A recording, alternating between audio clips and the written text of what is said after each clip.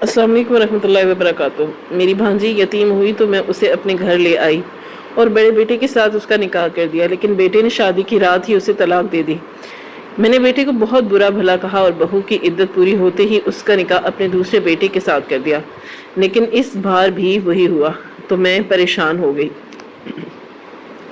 یہ سچ جاننے کے لیے میں نے تیسری دفعہ بھانجی کا نکاح اپنے بھائی کے ساتھ کیا اور دروازے میں سوراخ کر کے خود باہر کھڑی ہوئی تو یہ دیکھ کر میری جان نکل گئی کہ وہ رات میری زندگی کی سب سے بھیانک اور کالی رات تھی، جس نے میرے ہنستے بستے گھر کو قبرستان بنا دیا اور مجھے جیتے جی مار دیا تھا۔ حالانکہ میں نے تو صرف اپنی ممتا کو تکمیل تک پہنچانے کا خواب دیکھا تھا، مگر مجھے کیا خبر تھی کہ جس فیصلے پر میں اتنی خوشی سے پھولے نہیں سما رہی ہوں، وہی فیصلہ میرے گھر کی بربادی کا سبب بننے والا ہے اور میرے آنگن میں خوشیوں کے بجائے ماتم کی صفیں بچ جائیں گی۔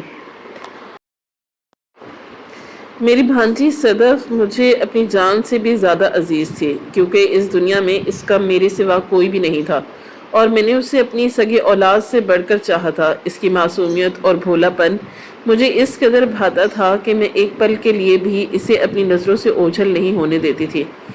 جب وہ جوان ہوئی تو اس کا حسن 14ویں کے چاند کی مات دینے لگا اور محلے کی ہر عورت کی نظر اس پر ٹک گئی، مگر میرا دل نہیں مانتا تھا کہ میں اپنی اس پھول سی بچی کو کسی اجنبی کے حوالے کر دوں جو اس کی قدر نہ کرے۔ اور تبھی میرے دل میں یہ خیال آیا کہ کیوں نہ میں صدف کو ہمیشہ کے لیے اپنا بنا لوں اور اپنے بڑے بیٹے احسن کے ساتھ اس کا نکاح کر دوں، تاکہ وہ میری آنکھوں کے سامنے رہے اور مجھے کبھی اس جدائی کا غم نہ سہنا پڑے۔ احسن میرا فرما بردار بیٹا تھا اور جب میں نے اسے اپنے دل کی بات کہی تو اس نے سر جھکا کر میری خواہش کے آگے ہتھیار ڈال دیے اور کہا کہ اماں، آپ کا حکم سر آنکھوں پر، مجھے صدف دل و جان سے قبول ہے۔ احسن کی رضامندی نے جیسے میرے پیروں پر پر لگا دیے اور میں خوشی کے مارے دیوانی ہو گئی کہ اب میرا گھر جنت بن جائے گا۔ میں نے فوراً شادی کی تیاریاں شروع کر دی اور پورے گھر کو دلہن کی طرح سجا دیا۔ ہر طرف خوشیوں کا سیلاب تھا اور ڈھولک کی تھاپ پر گیت گائے جا رہے تھے، مگر ان سب خوشیوں کے بیچ ایک چیز تھی جو مجھے کھٹک رہی تھی اور وہ صدف کی خاموشی تھی۔ جب میں نے اسے یہ خوشخبری سنائی تھی کہ اس کا نکاح احسن سے ہونے والا ہے تو عام لڑکیوں کی طرح اس کے چہرے پر شرم و حیا کی سرخی نہیں آئی تھی، بلکہ اس کا رنگ ہلدی کی ذرا زرد پڑ گیا تھا اور اس کی آنکھوں میں ایسا خوف امڑ آیا جیسے میں نے اسے موت کی خبر سنا دی ہو۔ وہ میرے قدموں میں گر گئی تھی اور اس نے میرے آگے ہاتھ جوڑ کر کہا کہ خالہ، خدا کے لیے یہ شادی مت کریں، میں آپ کے گھر میں نوکرانی بن کر رہ لوں گی، مگر مجھے دلہن مت بنائیں۔ میں سمجھی کہ شاید یتیمی کا احساس اسے ستا رہا ہے یا پھر وہ احسن کے روبدار اور سنجیدہ مزاج سے ڈر رہی ہے، اس لیے میں نے اس کی باتوں کو ایک بچکانی ضد سمجھ کر نظر انداز کر دیا اور اسے سینے سے لگا کر کہا کہ پگلی، احسن تجھے پلکوں پر بٹھا کر رکھے گا، تو کیوں فکر کرتی ہے؟ مگر صدف کی آنکھوں کی ویرانی ختم ہونے کا نام نہیں لے رہی تھی۔ شادی کے دن جیسے جیسے قریب آ رہے تھے، صدف کا وجود سمٹتا ہی جا رہا تھا اور گھنٹوں کمرے میں بند رہتی اور جب باہر نکلتی تو اس کی آنکھیں سوجی ہوتی جیسے وہ بہت روئی ہو، مگر جب میں پوچھتی تو وہ کچھ نہ بتاتی، بس خاموش رہتی۔ میں اپنی خوشی میں اتنی مگن تھی کہ میں نے اس کی اس چیخ کو نہیں سنا جو اس کی خاموشی میں چھپی تھی۔ مہندی والی رات جب اس کے ہاتھوں پر مہندی لگائی جا رہی تھی تو اس کے ہاتھ برف کی طرح ٹھنڈے تھے اور وہ ایسی بیٹھی تھی جیسے کوئی بت ہو جس میں روح ہی نہ ہو۔ اس کی سہیلیاں اسے چھیڑ رہی تھی مگر اس کے ہونٹوں پر ایک مسکراہٹ تک نہ تھی، بلکہ اس کی نظریں بار بار دروازے کی طرف اٹھتی تھی جیسے وہ کسی معجزے کا انتظار کر رہی ہو جو اسے بندھن سے بچا لے گا۔ مگر وقت کو کون روک سکتا ہے، اور آخر کار وہ گھڑی آ ہی گئی جب نکاح خواہ نے اس سے اجازت مانگی اور اس نے اتنی دھیمی آواز میں ہاں کہا کہ شاید کسی نے سنا بھی نہ ہو، مگر میں نے سن لیا اور میں نے شکر ادا کیا کہ میری ذمہ داری پوری ہو گئی۔ رخصتی کے وقت میں نے خود اسے سرخ جوڑے میں سجایا تھا اور وہ اتنی حسین لگ رہی تھی کہ نظر ہٹ ہی نہیں رہی تھی، مگر اس کی آنکھوں میں جو دہشت تھی وہ میرے دل کو چیر رہی تھی۔ جب میں اسے احسن کے کمرے کی طرف لے جا رہی تھی تو وہ چوکھٹ پر رک گئی اور اس نے پلٹ کر مجھے ایسے دیکھا جیسے کوئی قربانی کا بکرا کسائی کو دیکھتا ہے۔ اس کی آنکھوں میں ایک آخری التجا تھی کہ خالہ جان اب بھی وقت ہے، مجھے بچا لیں، مگر میں نے اسے تسلی دی اور اسے کمرے کے اندر دھکیل کر باہر سے دروازہ بند کر دیا۔ میں اپنے کمرے میں آ گئی اور تھکن سے چور ہو کر بستر پر لیٹ گئی۔ میرے کانوں میں شہنائیوں کی آواز گونج رہی تھی اور آنکھوں میں صدف اور احسن کی خوشحال مستقبل کے خواب تھے۔ مجھے لگا کہ اب سب ٹھیک ہو جائے گا اور محبت اس کے دل سے ہر ڈر کو نکال دے گی، مگر قدرت کو کچھ اور ہی منظور تھا۔ ابھی رات کا پچھلا پہر باقی تھا اور فجر میں کچھ وقت باقی تھا کہ اچانک صحن میں ایک زوردار دھماکے کی آواز آئی، جیسے کوئی چیز ٹوٹی ہو۔ میں ہڑبڑا کر اٹھی اور ننگے پاؤں باہر بھاگی تو دیکھا کہ احسن کے کمرے کا دروازہ چوکھٹ کھلا تھا اور احسن صحن کے بیچوں بیچ کھڑا تھا۔ اس کی حالت دیکھ کر میرے منہ سے چیخ نکل گئی۔ اس کی شیروانی کے بٹن ٹوٹے ہوئے تھے، اس کے بال بکھرے ہوئے تھے اور وہ زور زور سے ہانپ رہا تھا جیسے میلوں کا سفر طے کر کے آیا ہو۔ اس کا پورا جسم کانپ رہا تھا اور چہرے پر پسینے کی بوندیں تھیں، مگر سب سے خوفناک چیز اس کی آنکھیں تھیں جن میں نفرت، غصہ اور عجیب سی وحشت میں تھی۔ بھاگ کر اس کے قریب آ گئی اور اس کے کندھے پر پکڑ کر پوچھا کہ احسن کیا ہوا؟ میرے بچے خیریت تو ہے نا؟ صدف کہاں ہے؟ مگر صدف کا نام سنتے ہی احسن نے مجھے جھٹک دیا اور ایسے پیچھے ہٹا جیسے میں کوئی اچھوت ہوں۔ اس نے میری طرف انگلی اٹھا کر چیخ کر کہا کہ اماں تم نے یہ کیا کیا؟ تم نے میرے ساتھ اتنا بڑا دھوکہ کیوں کیا؟ میں حیران اور پریشان سی اسے دیکھ رہی تھی کہ آخر ایسا کیا ہو گیا۔ ابھی تو شادی کی پہلی رات تھی، ابھی تو مہندی کا رنگ بھی نہیں اترا تھا، تو یہ کیسا طوفان آ گیا؟ میں نے روتے ہوئے پوچھا کہ بیٹا مجھے بتاؤ تو صحیح کہ ہوا کیا ہے؟ صدف نے کچھ کہا ہے کیا؟ مگر احسن نے کوئی جواب نہیں دیا، بس وہ دیوانوں کی طرح اپنے سر کو پیٹ رہا تھا اور پھر اس نے وہ الفاظ کہے جنہوں نے میری سماعت کو ہمیشہ کے لیے بہرا کر دیا۔ اس نے کہا کہ میں اس لڑکی کو اپنے گھر میں ایک پل نہیں رہنے سکتا، میں اسے طلاق دیتا ہوں، طلاق دیتا ہوں، طلاق دیتا ہوں۔ یہ الفاظ میرے سر پر ہتھوڑے کی طرح لگے تھے۔ یہ الفاظ میرے سر پر ہتھوڑے کی طرح لگے تھے اور میں وہیں زمین پر گر گئی۔ مجھے یقین ہی نہیں آ رہا تھا کہ میرا سمجھدار اور نیک بیٹا شادی کی پہلی ہی رات بنا کسی وجہ کے طلاق دے سکتا ہے۔ میں نے اس کے پاؤں پکڑ لیے اور منتیں کی کہ احسن ہوش میں آؤ، لوگ کیا کہیں گے کہ تم کیوں اپنی اور ہماری زندگی برباد کر رہے ہو؟ مگر احسن پر جیسے جنون طاری تھا۔ اس نے اپنا پاؤں چھڑایا اور نفرت سے میری طرف دیکھ کر کہا کہ اماں اگر تم وجہ جان لو گی تو زہر کھا لو گی، بس اتنا سمجھ لو کہ یہ شادی نہیں ہو سکتی اور میں اب اس گھر میں نہیں رہوں گا۔ یہ کہہ کر وہ گیٹ کی طرف بھاگا اور اندھیرے میں گم ہو گیا۔ میں اس کے پیچھے بھاگی مگر وہ جا چکا تھا۔ میں روتی پیٹتی احسن کے کمرے کی طرف گئی کہ شاید صدف مجھے کچھ بتائے کہ آخر اس کمرے میں ہوا کیا ہے جس نے میرے بیٹے کو اتنا بد دل بنا دیا۔ جب میں کمرے کے اندر داخل ہوئی تو وہاں کا منظر دیکھ کر میرا دل دہل گیا۔ ہر چیز بکھری پڑی تھی اور صدف کمرے کے کونے میں زمین پر گھٹنوں پہ بیٹھی سر دے کر بیٹھی تھی۔ وہ رو نہیں رہی تھی، بس پتھرائی ہوئی آنکھوں سے خلا میں گھور رہی تھی۔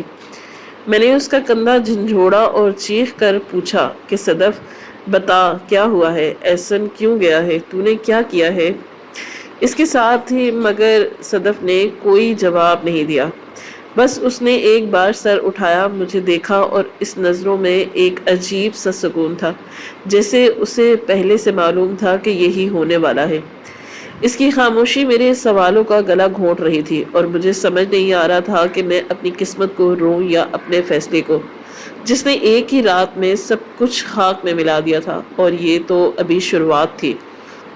مجھے کیا معلوم تھا کہ یہ راز اتنا گہرا اور خوفناک ہے کہ میرے دوسرے بیٹے کی زندگی بھی نکل جائے گا اور میں تماشائی بنی سب دیکھتی رہ جاؤں گی۔ احسن کے جانے کے بعد میرے گھر پر جو قیامت ٹوٹی تھی اس نے در و دیوار کو ہلا کر رکھ دیا تھا، اور میں وہ صحن جہاں کل تک شہنائیوں کی گونج تھی، اب وہاں ایک ایسا مہیب سناٹا چھا گیا تھا جو میری رگوں میں خون جمائے دے رہا تھا۔ میں گمسم سے بیٹھی دروازے کو تکتی رہتی کہ شاید احسن واپس آ جائے، شاید اسے اپنی غلطی کا احساس ہو جائے، شاید وہ آ کر کہے کہ اماں مجھ سے غلطی ہو گئی، مگر دن گزرتے گئے اور احسن کی کوئی خبر نہ آئی۔ ادھر صدف کا یہ حال تھا کہ اس نے خود کو کمرے میں قید کر لیا تھا، مگر جو بات مجھے سب سے زیادہ حیران اور خوفزدہ کر رہی تھی وہ اس کا رویہ تھا۔ عام طور پر جب کسی لڑکی کو شادی کی پہلی ہی رات طلاق ہو جائے اور شوہر اسے چھوڑ کر بھاگ جائے تو وہ دھاڑے مار مار کر روتی ہے، اپنا گریبان پھاڑتی ہے اور اپنی بدقسمتی کا ماتم کرتی ہے، مگر صدف کی آنکھوں میں نہ تو کوئی شکایت تھی اور نہ ہی وہ تڑپ جو ایک برباد لڑکی کے چہرے پر ہونی چاہیے، بلکہ اس کے چہرے پر ایک عجیب سا مردہ سکون تھا، ایک ایسی پراسرار خاموشی جیسے کوئی بہت بڑا بوجھ اس کے سر سے اتر گیا ہو، یا جیسے اسے پہلے سے یقین ہو کہ اس کے ساتھ یہی ہونے والا ہے۔ میں کئی بار ارادہ کرتی کہ اس کے پاس جاؤں، اس کا کندھا جھنجھوڑوں اور پوچھوں کہ اے لڑکی، تو بولتی کیوں نہیں؟ آخر اس بند کمرے میں ایسا کیا ہوا کہ میرا بیٹا دیوانہ ہو گیا؟ مگر جب بھی میں اس کے کمرے میں جاتی تو اس کی ویران اور گہری آنکھیں دیکھ کر میرے الفاظ میرے حلق میں ہی اٹک جاتے۔ مجھے لگتا تھا کہ اگر میں نے کچھ پوچھا تو شاید کوئی ایسا سچ سامنے آ جائے جو مجھ سے برداشت نہیں ہوگا، اس لیے میں نے خاموشی کا زہر پی لیا اور اپنے دل کو جھوٹی تسلیاں دینے لگی۔ میں نے سوچنا شروع کر دیا کہ شاید غلطی صدف کی نہیں بلکہ احسن کی ہوگی۔ ہو سکتا ہے وہ کسی اور لڑکی کو پسند کرتا ہو اور مجھ سے ڈر کر شادی کر لی ہو، یا ہو سکتا ہے کہ اس کے دماغ میں کوئی قصور ہو۔ صدف جیسی معصوم اور پاکیزہ لڑکی میں کیا عیب ہو سکتا ہے؟ جسے میں نے اپنی ہی گود میں پالا ہے وہ تو پھول جیسی ہے۔ ضرور احسن ہی نالائق نکلا جس نے ہیرے کی قدر نہیں کی۔ یہ چیزیں مجھے اس لیے بھی سکون دیتی تھی کیونکہ میں اپنی ممتا کے ہاتھوں مجبور تھی اور صدف پر کوئی داغ نہیں لگنے دینا چاہتی تھی۔ اس کشمکش میں عدت کے 3 مہینے یوں گزرے جیسے 3 صدیاں ہوں، اور اسی دوران محلے والوں نے میرا جینا حرام کر دیا۔ ہر زبان پر یہی قصہ تھا، کوئی کہتا کہ اس گھر پر کسی کا کالا جادو کر دیا، تو کوئی کہتا کہ ضرور لڑکی میں کوئی خرابی ہوگی، تبھی تو شوہر پہلی رات ہی بھاگ گیا۔ عورتیں آتی اور ہمدردی کے پردے میں نشتر چبھ ہو جاتی، وہ کہتی کہ ہائے بیچاری یتیم بچی، اب اسے کون بہائے گا، طلاق کا داغ لگ گیا ہے، اب تو یہ ساری عمر تمہارے گھر میں بوجھ بن کر بیٹھی رہے گی۔ یہ طعنے میرے دل کو چھلنی کر دیتے تھے اور میری غیرت کو یہ گوارا نہیں تھا کہ میری منہ بولی بہن کی نشانی اور میری اپنی لاڈلی یوں رسوا ہو۔ میں راتوں کو اٹھ اٹھ کر روتی اور اللہ سے دعائیں مانگتی کہ مجھے کوئی راستہ دکھا۔ پھر میری نظر میرے چھوٹے بیٹے سمیر پر پڑی جو احسن سے بالکل مختلف تھا اور طبیعت کا نرم مزاج، انتہائی فرمانبردار اور کم گو تھا۔ مجھے لگا کہ شاید اللہ نے میری مشکل کو حل کر دیا، سمیر کی صورت میں ہی رکھا ہے۔ میں نے سوچا کہ احسن جذباتی تھا، اس نے جلد بازی کی، مگر سمیر سمجھدار ہے، وہ میری عزت کا پاس رکھے گا اور صدف کو سنبھال لے گا۔ یہ خیال آتے ہی میں نے فیصلہ کر لیا کہ میں دنیا والوں کے منہ بند کر دوں گی اور صدف کا گھر اسی آنگن میں بساؤں گی۔ میں نے سمیر کو بلایا اور اس کے سامنے اپنی جھولی پھیلا دی۔ میں نے روتے ہوئے کہا کہ بیٹا، تیری اماں کی عزت اب تیرے ہاتھ میں ہے۔ تیرے بھائی نے تو مجھے رسوا کر دیا، مگر تو ایسا مت کرنا۔ صدف بے قصور ہے، وہ مظلوم ہے، اگر تو نے اسے نہ بچایا نہ اپنایا تو وہ جیتے جی مر جائے گی۔ سمیر پہلے تو ہچکچایا، اس کے ماتھے پر پسینہ آ گیا اور شاید احسن کے انجام سے ڈرا ہوا تھا۔ اس نے کہا کہ اماں، بھائی احسن نے ضرور کچھ دیکھا ہوگا تبھی تو وہ گئے، مگر میں نے اسے قسمیں دی اور واسطے دیے اور یہاں تک کہہ دیا کہ اگر تو نے میری بات نہ مانی تو میں تجھے اپنا دودھ نہیں بخشوں گی۔ آخرکار ماں کی محبت اور حکم کے آگے وہ جھک گیا اور اس نے حامی بھر لی۔ سمیر کے مانتے ہی میرے مردہ دل میں پھر سے جان پڑ گئی۔ مجھے لگا کہ اب سب ٹھیک ہو جائے گا۔ میں نے فوراً صدف کے پاس جا کر اسے یہ خبر سنائی کہ تیری بربادی کا تماشا اب ختم ہونے والا ہے، تیرا نکاح میں سمیر سے کر رہی ہوں۔ یہ سنتے ہی صدف کا وہ مردہ سکون ٹوٹ گیا اور اس کی آنکھوں میں وہی پرانی وحشت اور خوف لوٹ آیا جو میں نے پہلی شادی کے موقع پر دیکھا تھا۔ وہ تڑپ کر اٹھی اور میرے قدموں میں گر گئی۔ اس نے میرے پاؤں پکڑ لیے اور ہچکیوں کے درمیان کہنے لگی کہ خدا کے لیے خالہ مجھ پر رحم کریں، مجھے مت بہائیں، میری شادی کے قابل نہیں ہوں، میرے ساتھ یہ ظلم مت کرے، آپ کو پچھتانا پڑے گا۔ اس کا پورا جسم کانپ رہا تھا جیسے وہ بخار میں پھک رہی ہو، مگر اس بار پھر اس کی زبان پر کوئی واضح وجہ نہیں تھی۔ وہ بس انکار کر رہی تھی مگر وجہ نہیں بتا رہی تھی۔ میں نے اسے ڈانٹ دیا اور کہا کہ تو چپ کر جا، تجھے کیا پتا دنیا کی باتوں کا، اگر تو ایسے ہی بیٹھی رہی تو لوگ تجھے جینے نہیں دیں گے۔ سمیر احسن جیسا نہیں ہے، وہ تجھے بہت خوش رکھے گا۔ میں نے اس کے خوف کو اس کے پچھلے صدمے کا اثر سمجھا اور نظر انداز کر دیا۔ مجھے کیا پتا تھا کہ میں اپنے ہاتھوں سے اپنے دوسرے بیٹے کو بھی اسی آگ میں جھونکنے جا رہی ہوں جس نے میرے پہلے بیٹے کو نگل لیا تھا۔ خیر، دوسری شادی بہت سادگی سے ہوئی، کوئی مہمان نہیں بلایا گیا، کوئی ڈھولک نہیں بجی، بس گھر کے اندر ہی مولوی صاحب نے نکاح پڑھایا اور میں نے صدف کو دعا دی اور سمیر کے کمرے میں بھیج دیا۔ اس رات گھر میں عجیب سی گھٹن تھی، ہوا بھی جیسے رکی ہوئی تھی۔ میں ساری رات مسلے پر بیٹھی رہی اور اللہ سے گڑ گڑا کر دعائیں مانگتی رہی کہ یا اللہ آج کی رات خیر سے گزر جائے، میرے بچوں کی لاج رکھ لے۔ میرے دل میں بار بار وسوسے آ رہے تھے کہ کہیں پھر وہی نہ ہو جائے، مگر میں نے دل خود کو تسلی دی کہ نہیں، اب نہیں ہوگا، سمیر بہت صابر ہے اور سب سنبھال لے گا۔ فجر کی اذانیں ہونے لگی تو میرے دل کو تھوڑا قرار آیا کہ شکر ہے رات گزر گئی، کوئی ہنگامہ نہیں ہوا۔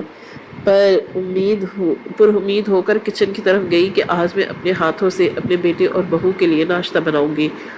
میں خوش تھی کہ شاید میری قربانی رنگ لے آئی ہے، مگر ابھی میں نے چولہا جلایا ہی تھا کہ صحن میں ایک دھڑام کی آواز آئی جس نے میرے ہاتھ سے ماچس گرا دی۔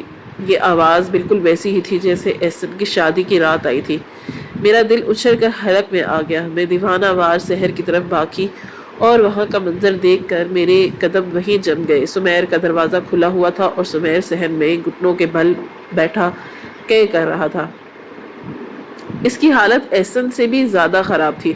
اس کا چہرہ زرد تھا، بلکہ پیلا تھا، جیسے اس نے کوئی زہریلی چیز کھا لی ہو یا کوئی خوفناک بھوت دیکھ لیا ہو۔ وہ کانپ رہا تھا اور اس کے حلق سے عجیب سی آوازیں نکل رہی تھی۔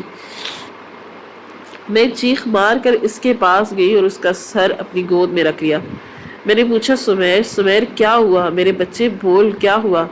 سمیر نے سر اٹھا کر میری طرف دیکھا اور اس کی نظروں میں جو نفرت اور کراہت تھی وہ میں مرتے دم تک نہیں بھول سکتی۔ اس نے مجھے دھکا دے کر خود سے دور کیا اور لڑکھڑاتے ہوئے کھڑا ہو گیا۔ اس نے اپنے ہی منہ پر تھپڑ مارا اور روتے ہوئے کہا کہ اماں تم نے مجھے کس گندگی میں دھکیل دیا، تم نے مجھے برباد کر دیا، تم نے میری شادی کس انسان سے نہیں کرائی۔ اس نے اپنی انگلی کمرے کی طرف اٹھائی اور چیخ کر کہا میں اسے طلاق دیتا ہوں، طلاق دیتا ہوں، طلاق دیتا ہوں۔ اس کے منہ سے یہ الفاظ سن کر مجھے لگا کہ کسی نے میری روح کھینچ لی ہو۔ میرے کانوں میں سیٹیاں بجنے لگی اور آنکھوں کے آگے اندھیرا چھا گیا۔ سمیر نے ایک پل بھی وہاں رکنا گوارا نہیں کیا۔ وہ ننگے پاؤں ہی گیٹ کی طرف بھاگا جیسے موت اس کا پیچھا کر رہی ہو۔ میں بت بنی کھڑی رہی۔ میں ہلنا چاہتی تھی مگر میرا جسم مفلوج ہو چکا تھا۔ میں چیخنا چاہتی تھی مگر میری آواز میرے ساتھ چھوڑ گئی۔ دوسری بار بھی وہی تماشا ہوا۔ انجام اور وہی الفاظ۔ میرے دماغ نے کام کرنا چھوڑ دیا کہ آخر اس لڑکی کے پاس ایسا کیا راز ہے جو میرے بیٹوں کو پاگل کر رہا ہے، جو انہیں بھاگنے پر مجبور کر رہا ہے۔ میں وہیں صحن میں پتھر کے مجسمے کی طرح کھڑی ہو گئی اور میرے اندر جیسے سب کچھ ٹوٹ کر بکھر گیا۔ اب میرے پاس رونے کے لیے آنسو بھی نہیں بچے تھے اور صرف ایک نہ ختم ہونے والا خوف تھا اور سوالوں کا ایک پہاڑ تھا جو مجھے کچل رہا تھا۔ سمیر کے جانے کے بعد میں صحن میں اکیلی کھڑی تھی، بلکہ میری ممتا، میری عزت، میرا مان اور میرا غرور جو مجھے اپنے بیٹوں کی تربیت پر تھا، سب کچھ وہی میرے قدموں میں کرچی کرچی ہو کر بکھرا پڑا تھا اور میں بے بسی کی تصویر بنی آسمان کو دیکھ رہی تھی کہ یا الہی یہ کیا ماجرا ہے، یہ کسی آزمائش ہے جس نے میرے ہنستے بستے گھر کو جہنم بنا دیا اور دو بیٹے، دو ہیرے جیسے بیٹے جس پر میں ناز کرتی تھی، وہ ایک ہی لڑکی کی وجہ سے ایک ہی رات میں دیوانوں ہو کر گھر بار چھوڑ کر کہیں پیچھے چھوڑ گئے۔ تو صرف رسوائی اور کبھی نہ ختم ہونے والے سوالات۔ میرا دل چاہ رہا تھا کہ میں زمین پھاڑ کر اس میں سما جاؤں یا پھر سر دیواروں سے ٹکراؤں، اپنی یادداشت کھو دوں تاکہ مجھے یہ یاد ہی نہ رہے کہ میں نے اپنے ہی ہاتھوں سے اپنی بیٹیوں کی زندگی برباد کر دی۔ میں لڑکھڑاتے قدموں سے صدف کے کمرے کی طرف نہیں گئی بلکہ وہیں صحن کے ٹھنڈے فرش پر بیٹھ گئی اور میرا ذہن ماضی کے ان دریچوں میں بھٹکنے لگا۔ جب یہ لڑکی میرے گھر آئی تھی مجھے وہ بارش والی منحوس رات یاد آ گئی جب نرگس موت و حیات کے کشمکش میں تھی اور آسمان بھی اس کی بے بسی پر رو رہا تھا۔ میں اس کے سرہانے بیٹھی اور وہ میرا ہاتھ اپنی زور سے بھینچ رہی تھی کہ میری ہڈیوں میں درد ہو رہا تھا۔ اس کی آنکھوں میں موت کا خوف نہیں تھا بلکہ اپنی اکلوتی بیٹی صدف کے لیے ایک ایسی تڑپ تھی جو کسی بھی ماں کو جیتے جی مار دینے کے لیے کافی تھی۔ اس نے اپنی اکھڑتی سانسوں کے درمیان کہا تھا کہ باجی میں جا رہی ہوں مگر میری روح نہیں جائے گی کیونکہ میری صرف صدف اکیلی ہے۔ یہ پھول ہے باجی، اسے مرجھانے مت دینا، یہ دنیا بہت ظالم ہے، یہ یتیم ہے، اس کا کوئی سہارا نہیں، میں تمہیں خدا کا واسطہ دیتی ہوں اسے اپنی بیٹی سمجھنا، اسے کبھی یہ محسوس نہ ہونے دینا کہ اس کی ماں مر گئی ہے۔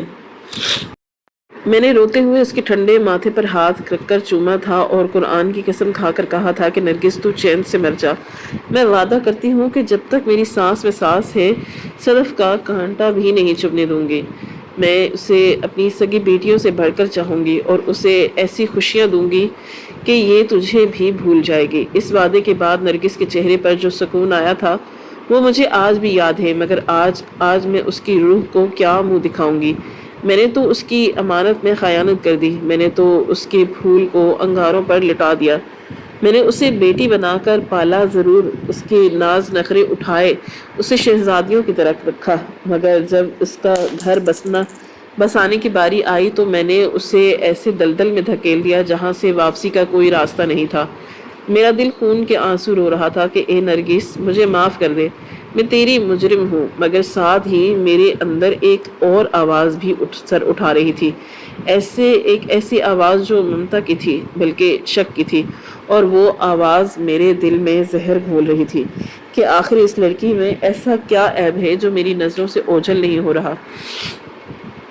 اسے نہلایا دھلایا، میں نے اسے کپڑے پہنائے، میں نے اسے انگلی پکڑ کر چلنا سکھایا، اس کے جسم کا کوئی حصہ ایسا نہیں تھا جو میں نے نہ دیکھا ہو، وہ تو چاند کا ٹکڑا ہے، بظاہر اس میں کوئی عیب نہیں، وہ تو نماز روزے کی پابند ہے، قرآن کی تلاوت کرتی ہے، تو پھر آخر اس بند کمرے کی تنہائی میں ایسا کون سا بھیانک روپ سامنے آتا ہے جو میرے شیر جیسے بیٹوں کو بھیگی بلی بنا دیتا ہے اور انہیں بھاگنے پر مجبور کر دیتا ہے؟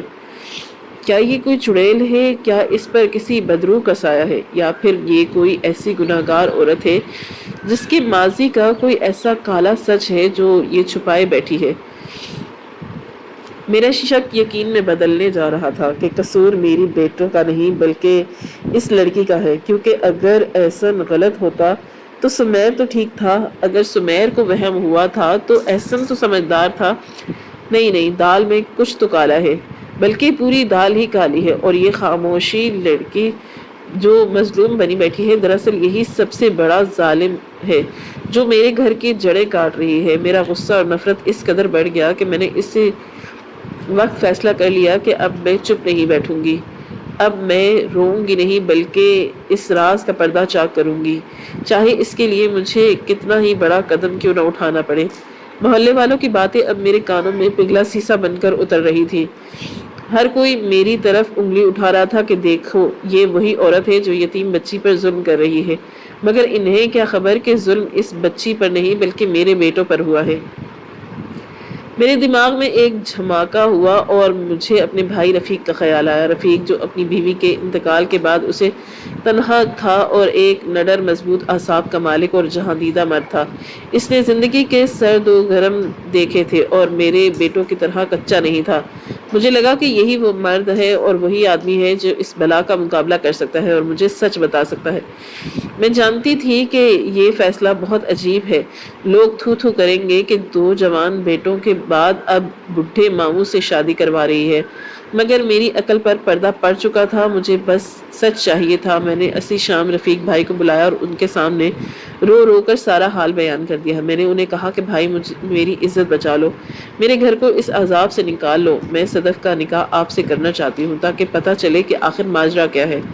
رفیق بھائی پہلے تو بھڑک اٹھے، انہوں نے کہا کہ یہ تو پاگل پن ہے، لوگ کیا کہیں گے کہ وہ بچی میری بیٹیوں کی عمر کی ہے، مگر میں نے ان کے پاؤں پکڑ لیے اور کہا کہ اگر آپ نے انکار کر دیا تو میں خودکشی کر لوں گی، میں اس راز کے ساتھ زندہ نہیں رہ سکتی۔ آخر کار بہن کی حالت دیکھ کر وہ مان گئے۔ اب سب سے مشکل مرحلہ صدف کا سامنا کرنا تھا۔ میں اس کے چہرے پہ کمرے میں گئی اور جہاں اندھیرا تھا اور وہ مسلے پر بیٹھی تصویر پڑھ رہی تھی، مجھے دیکھ کر وہ سہم گئی جیسے کوئی مجرم ہو۔ میں نے اس کی آنکھوں میں آنکھیں ڈال کر کہا کہ صدف، تیرے مقدر کا فیصلہ ہو چکا، تیرے 2 شوہر تجھے چھوڑ گئے، مگر میں ہار ماننے والی نہیں، اب تیرا نکاح رفیق سے ہوگا۔ یہ سنتے ہی صدف کے ہاتھ سے تصویر گر گئی اور وہ چیخ مار کر میرے قدموں سے لپٹ گئی۔ اس نے کہا کہ نہیں خالہ، میرے ساتھ ایسا نہ کریں، ایسا ظلم مت کریں، رفیق ماموں تو میرے باپ کی جگہ ہیں، وہ میرے ماموں ہیں، میں یہ گناہ کیسے کر سکتی ہوں؟ مجھے مار دیں، مجھے زہر دے دیں، مگر یہ شادی مت کریں۔ اس کا جسم یوں کانپ رہا تھا جیسے بجلی کے جھٹکے لگ رہے ہوں، اور اس کی آنکھوں میں جو دہشت تھی وہ پہلے سے کہیں زیادہ تھی، مگر اس بار بھی اس کی زبان پر تالا لگا ہوا تھا۔ وہ یہ نہیں بتا رہی تھی کہ کیوں، وہ صرف انکار کر رہی تھی، اور یہی انکار میرے شک کو مزید پکا کر رہا تھا۔ میں نے اس کے بالوں سے پکڑ کر اس کا چہرہ اوپر کیا اور کہا کہ وہ تیرا سگا ماموں تو نہیں نا، نہ تو میری سگی بھانجی ہے۔ اگر تو اتنی ہی پاک باز ہے تو بتاتی کیوں نہیں کہ تیرے ساتھ مسئلہ کیا ہے، میرے بیٹے کیوں بھاگے؟ اگر تو نہیں بتائے گی تو یہ شادی ہو کر رہے گی۔ صدف پھر بھی خاموش رہی، بس اس کی آنکھوں سے آنسو کا دریا بہہ رہا تھا اور ہونٹ سلے ہوئے تھے۔ اس کی یہ پرسرار خاموشی مجھے اندر سے کاٹ رہی تھی کہ آخر ایسا کون سا راز ہے جو اس کی جان سے بھی زیادہ قیمتی ہے، جسے چھپانے کے لیے یہ ہر ذلت برداشت کر رہی ہے، ہر درد سہ رہی ہے، مگر زبان نہیں کھولتی۔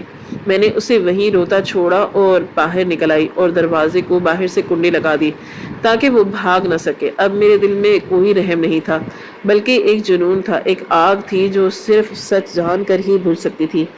مجھے کیا معلوم تھا کہ یہ آگ میرے ہی گھر کو خاکستر کر دے گی، اور جو سچ میں تلاش کر رہی ہوں وہ میری اپنی ہی قبر کھود دے گا۔ مگر اب تیر کمان سے نکل چکا تھا اور میں اپنی ہی بچھائی ہوئی بساط پر آخر چال چلنے لگی، جس کا انجام خون کے آنسو کے سوا کچھ نہیں تھا۔ آخر کار وہ منحوس گھڑی آ چکی تھی جس کا بوجھ میرے دل پر پہاڑ بن کر رکھا تھا، اور یہ رات میری زندگی کی سب سے بھاری رات تھی، جب میں نے اپنے ہی سگے بھائی رفیق کو دلہا بنا کر اس کمرے کی طرف بھیجا جہاں میرے 2 جوان بیٹے اپنی زندگیاں برباد کر چکے تھے۔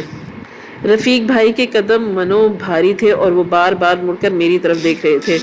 ان کی آنکھوں میں ایک سوال تھا، ایک خوف تھا، مگر میں نے اپنی پتھرائی ہوئی آنکھوں سے انہیں جانے کا اشارہ کیا، اور جب وہ لرزتے ہاتھوں سے دروازہ کھول کر اندر داخل ہوئے اور کنڈی لگنے کی آواز آئی تو مجھے لگا کہ کسی نے میرے تابوت میں آخری کیل ٹھوک دی۔ صحن میں قبرستان جیسے خاموشی چھا گئی اور میں اکیلی اس سناٹے میں کھڑی تھی۔ میرا دل سینے کی پسلیوں سے ٹکرے مار رہا تھا اور میرے ماتھے پر ٹھنڈے پسینے کے قطرے نمودار تھے۔ میں کبھی صحن کے ایک کونے میں جاتی، کبھی دوسرے کونے میں۔ میرے پاؤں جل رہے تھے اور میرے دماغ پھٹنے والا تھا کہ آخر اندر کیا ہو رہا ہے۔ صدف پھر وہی کرے گی کیا؟ رفیق بھائی بھی چیختے ہوئے باہر نکلیں گے؟ وقت میں سے تھم گیا، ہر گزرتا لمحہ میری سانسوں کو ڈور کو کاٹ رہا تھا۔ میں نے اپنی چادر کو منہ میں دبا لیا تاکہ میری بے چینی کی آواز باہر نہ نکلے، مگر میرے اندر کا طوفان مجھے چین نہیں دینے دے رہا تھا۔ آخر کار مجھ سے رہا نہ گیا، میرے صبر کا پیمانہ لبریز ہو گیا، اور وہ شک اور تجسس جس نے مجھے اندھا کر رکھا تھا مجھے کھینچ کر اس دروازے کے پاس لے گیا۔ میں نے کانپتے ہوئے قدموں کے ساتھ دروازے کی طرف بڑھنا شروع کیا۔ مجھے اپنی ہی سانسوں کی آواز آ رہی تھی۔ میں نے دروازے پر لرزتا ہوا ہاتھ رکھا اور اس بار سوراخ کے قریب اپنا چہرہ لے گئی۔ میں نے اسی دن کے لیے تیار کیا تھا۔ میرا پورا جسم بید مجنوں کی طرح کانپ رہا تھا اور مجھے ڈر تھا کہ کہیں میرا دل بند نہ ہو جائے۔ میں نے اپنی ایک آنکھ اس سوراخ کے ساتھ جوڑ دی اور اپنی سانس روک لی تاکہ میں اندر کا ذرا ذرا دیکھ سکوں۔ پہلے تو مجھے دھندلا سا نظر آیا، مگر جیسے ہی میری نظر فوکس ہوئی اور میں نے اندر کا منظر دیکھا تو اسی ایک لمحے میں میری دنیا الٹ گئی۔ میری آنکھیں سوراخ سے ہٹنا بھول گئی اور پھٹی کی پھٹی رہ گئی۔ میری حلق میں جیسے کانٹے تھے اور میرے دماغ کے نسوں خون جم گیا۔ جو کچھ میں نے دیکھا وہ اتنا بھیانک، اتنا غیر متوقع اور اتنا لرزہ خیز تھا کہ میرے ہوش و حواس اسی لمحے خواب جواب دے گئے۔ میں نے فوراً اپنی آنکھ سوراخ سے ہٹائی اور پیچھے کی طرف ایسے گری جیسے کسی نے مجھے گولی مار دی۔ میرے منہ سے ایک بھی لفظ نہ نکلا، اس کا بس ایک بے آواز چیخ جو میرے گلے میں پھنس کر رہ گئی۔ میں نے وحشت کے مارے اپنا سر دونوں ہاتھوں سے پیٹنا شروع کر دیا اور اپنا سینہ کوٹنے لگی جیسے کوئی دیوانی ہو۔ میری حالت ایسی ہو گئی جیسے میں نے ابھی ابھی اپنی موت کا فرشتہ دیکھ لیا ہو۔ میں زمین پر ایڑیاں رگڑنے لگی اور پھر ایک جھٹکے سے اٹھی اور پاگلوں کی طرح صحن میں بھاگنا شروع کر دیا۔ میں دیواروں سے ٹکرا رہی تھی اور اپنے بال نوچنے لگی۔ مجھے کچھ سمجھ نہیں آ رہا تھا کہ میں کہاں جاؤں، کس کو پکاروں، کیونکہ میں نے دیکھا تھا کہ وہ کسی کو بتا بھی نہیں سکتی تھی۔ میں نے گیٹ کا دروازہ کھولا اور گلی کے اندھیرے میں ننگے پاؤں بھاگ کھڑی ہوئی جیسے کوئی آسیب میرے پیچھے ہو۔ حالانکہ وہ آسیب میرے پیچھے نہیں بلکہ اس بند کمرے کے اندر تھا جس نے میری زندگی کی ساری کمائی لوٹ لی، اور اب میں ایک زندہ لاش بن کر سڑکوں پر بھاگ رہی تھی تاکہ اس سچ سے دور جا سکوں جو میری آنکھوں میں کھپ گیا۔ اس طوفانی رات کے بعد اگلی صبح کا سورج جب طلوع ہوا تو وہ روشنی لے کر گئی نہیں بلکہ میرے گھر کے لیے ایک ایسی حقیقت لے کر آیا جس نے میرے وجود کو جلا کر راکھ کر دیا، اور اب گھر کے لاؤنج میں موت کا سناٹا سا چھایا ہوا تھا جہاں گھڑی کی ٹک ٹک بھی ہتھوڑے کی طرح برس رہی تھی۔ میں صوفے پر بت بنی بیٹھی تھی، میری آنکھیں ویران تھی اور ان میں دیکھنے کی صلاحیت جس سے ختم ہو گئی تھی، کیونکہ جو کچھ میں نے کل رات اس سوراخ سے دیکھا تھا اس کے بعد میرے پاس دیکھنے کو بچا ہی کچھ نہ تھا۔ میرے سامنے زمین پر صدف گری ہوئی تھی اور میرے ٹھنڈے اور بے جان پیروں سے لپٹی ہوئی تھی، اور اس کا پورا جسم ہچکیوں سے لرز رہا تھا۔ وہ پاگلوں کی طرح رو رہی تھی اور بار بار اپنا سر میرے قدموں پر مار رہی تھی جیسے اپنے وجود کی معافی مانگ رہی ہو۔ اس کے کھلے بال فرش پر بکھرے ہوئے تھے اور وہ گڑ گڑا کر کہہ رہی تھی کہ خدا کے لیے خالہ جان مجھے گھر سے نہ نکالنا، کہاں جاؤں گی، میرا اس دنیا میں آپ کے سوا ہے کون؟ میں نے یہ راز اپنے سینے میں اس لیے دفن رکھا تھا تاکہ آپ کا بھرم نہ ٹوٹے۔ میں نہیں چاہتی تھی کہ آپ اپنے مرے ہوئے شوہر سے نفرت کریں، آپ اپنی جان سے عزیز دوست کو برے لفظوں میں یاد رکھیں جو یہ راز اپنے سینے میں دفن کر کے سسک کر مر گئی۔ میں نے تو آپ کی خوشی کی خاطر خاموش تھی، مگر آپ نے میرے لیے کوئی راستہ نہیں چھوڑا۔ صدف کی یہ دہائیاں میرے مردہ دل پر نشتر چلا رہی تھی، مگر میں کچھ بولنے کے قابل نہیں تھی۔ میرے دونوں بیٹے احسن اور سمیر جو رات کے کسی پہر میرے بھائی رفیق کی کال پر واپس آ گئے، وہ بھی میرے سامنے والے صوفے پر سر جھکائے مجرموں کی طرح بیٹھے تھے۔ ان کی آنکھوں میں آنسو تھے اور وہ اپنی ماں سے نظریں ملانے کی ہمت نہیں کر پا رہے تھے، جبکہ رفیق بھائی جو کل رات دلہا بن کر گئے تھے اب ایک کونے میں دبکے ہوئے بیٹھے تھے، اور ان کے چہرے پر ہوائیاں اڑ رہی تھیں جیسے انہوں نے کوئی بھوت دیکھ لیا ہو۔ لاؤنج کی فضا میں اتنی بھوجل تھی کہ سانس لینا دشوار ہو رہا تھا۔ میرا ساری زندگی کا بھرم ایک جھٹکے میں موتیوں کی لڑی کی طرح فرش پر بکھر گیا۔ میں نے اپنی زندگی میں جن دو انسانوں کو اتنا مان اور اتنی عزت بخشی تھی انہوں نے ہی مجھے دھوکہ دیا۔ میرے ناک کے نیچے یہ کیسا کھیل رچایا۔ مجھے آج بھی نرگس کا وہ شرمندہ بھرا چہرہ یاد تھا جو مرنے سے پہلے وہ اپنی عشی کو میرے حوالے کرتے ہوئے ہوا تھا۔ کاش وہ تب ہی مجھے بتا دیتی تو میں اتنا تو ظرف دکھاتی اسے معاف کر دیتی اور اس کی روح پر بڑا آخری بوجھ سرکا دیتی، مگر میں اتنی بے خبر کیوں رہی؟ میرا جان سے پیارا شوہر جس کی بیوہ ہو کر میں سر اٹھا کر جیتی تھی، آج اس شوہر کے متعلق میرے دل میں انجانی سی خشش باقی تھی۔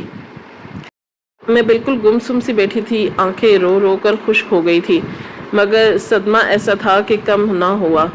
جب تبھی احسن نے ہمت کی اور روتے ہوئے آگے بڑھا۔ اس نے میرے گھٹنوں پر سر رکھ دیا اور بچوں کی طرح بلک بلک کر رونے لگا۔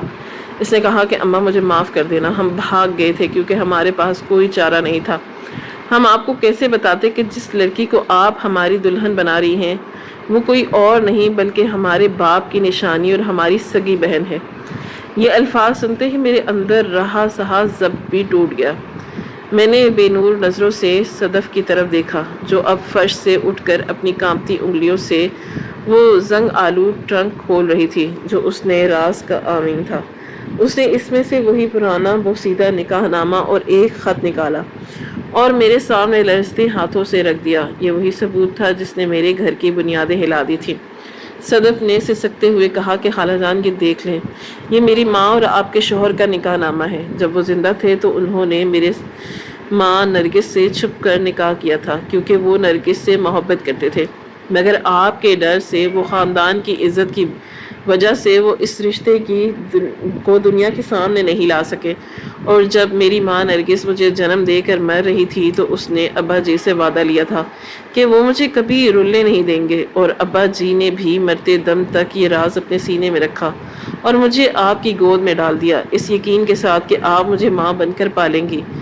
مجھے بھی یہ سچ بہت بعد میں پتہ چلا جب میں نے ابا جی کے پرانے کاغذات میں یہ خط پڑھا تھا۔ صدف کی آواز میں درد کا ایسا سمندر تھا جو سب کو بہا لے جا رہا تھا۔ اس نے مزید کہا کہ جب آپ نے میری شادی احسن بھائی سے طے کی تو میں چیخ چیخ کر آپ کو روکنا چاہتی تھی، مگر میری زبان پر میری ماں کی قسم کا تالا تھا کہ میں کبھی آپ کا دل نہیں دکھاؤں گی۔ مجھے لگا کہ میں انکار کر رہی ہوں تو شادی ٹل جائے گی، مگر جب شادی کی تو رات احسن بھائی میرے کمرے میں آئے تو میں گناہ کے خوف سے کانپ اٹھی۔ میں کیسے اپنے سگے بھائی کو شوہر مان لیتی، اس لیے میں نے ان کے قدموں میں گر کر انہیں یہ نکاح نامہ دکھا دیا، اور احسن بھائی قیامت کے اس خبر کو برداشت نہ کر سکے۔ انہیں لگا کہ اگر انہوں نے آپ کو بتایا کہ ابا جی نے آپ کے ساتھ اتنی بڑی بے وفائی کی تھی تو آپ صدمے سے مر جائیں گے، اس لیے وہ چپ چاپ گناہ کا بوجھ اپنے سر سے لے کر مجھے طلاق دے کر گھر سے چلے گئے تاکہ باپ کا پردہ بھی رہ جائے اور ماں کا دل بھی نہ ٹوٹے۔ اور پھر جب آپ نے ضد میں آ کر سمیر بھائی سے میرا نکاح کیا تو وہی قیامت دوبارہ ٹوٹی۔ سمیر بھائی بھی باپ کا یہ روپ دیکھ کر اور بہن کے ساتھ نکاح کے تصور سے لرز گئے، اور وہ بھی اسی لیے بھاگے کہ آپ کو یہ نہ بتایا پڑے کہ آپ کا شوہر دھوکے باز تھا۔ میں نے تینوں بار قربانی دی، چپ رہی، ذلیل ہوتی رہی، تانے سنتی رہی تاکہ آپ کا سر اونچا رہے، مگر کل رات جب رفیق آئے تو میں مزید یہ بوجھ نہیں اٹھا سکی کیونکہ اب بات حد سے بڑھ گئی تھی۔ یہ سب سن کر میرا دماغ چکرانے لگا۔ میرے شوہر جنہیں میں فرشتہ سمجھتی تھی، انہوں نے میری ہی پڑوسن کے ساتھ دوسری زندگی گزاری اور مجھے خبر تک نہ ہونے دی۔ اور یہ لڑکی جسے میں یتیم سمجھ کر پالتی رہی، یہ تو میری اپنی سوکن کی بیٹی تھی، یہ میرے شوہر کا خون تھی، میری بیٹوں کی بہن تھی۔ میرا دل چاہا کہ میں چیخوں چلاؤں، مگر پھر میری نظر صدف کے معصوم اور دھلے ہوئے چہرے پر پڑی جس میں کوئی مکر نہیں تھا، صرف بے بسی تھی۔ اس نے اپنی پوری زندگی میری خوشی اور میرے بھرم کے لیے وقف کر دی۔ اس نے طلاق کا داغ اپنے ماتھے پر سجایا مگر میرے شوہر کا نام بدنام نہیں ہونے دیا۔ میرے بیٹے گھر چھوڑ کر مگر انہوں نے میری ممتا کو مجروح نہیں ہونے دیا۔